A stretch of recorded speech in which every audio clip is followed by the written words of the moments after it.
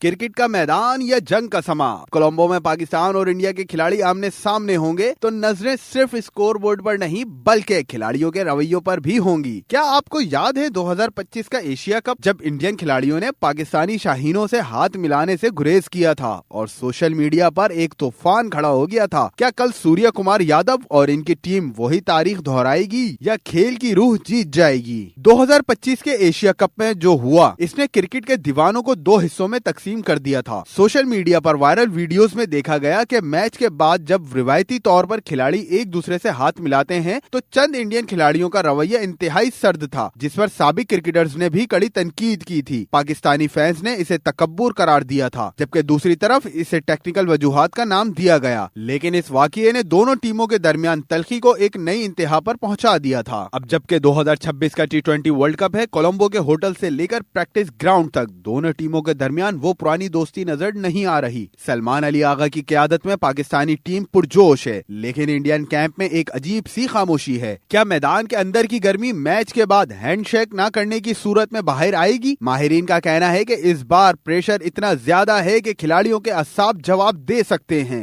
Cricket को शरीफों का खेल कहा जाता है, लेकिन जब बात पाक बहारत टक्कर की हो तो सब कुछ बदल जाता है। फैंस पूछ रहे हैं कि क्या सियासत का असर खेल पर इतना गहरा हो चुका है कि अब हाथ मिलाना भी गवारा नहीं? अगर कल फिर ऐसा कुछ हुआ तो ये वर्ल्ड कप की सबसे बड़ी कंट्रोवर्सी बन जाएगी। क्या सलमान अली आगा पहल करेंगे या सूर्य कुमार यादव खेल की मरूअत का पास रखेंगे? आपके ख्याल में क्या खिलाड़ियों को सियासत से दूर रहकर हाथ मिलाना चाहिए या जो 2025 में हुआ वो सही था? अपनी राय कमेंट में खुलकर बताएं और इस हाई वोल्टेज मैच की हर मुतनाज़ा खबर के लिए रहनुमा न्यूज को सब्सक्राइब करें।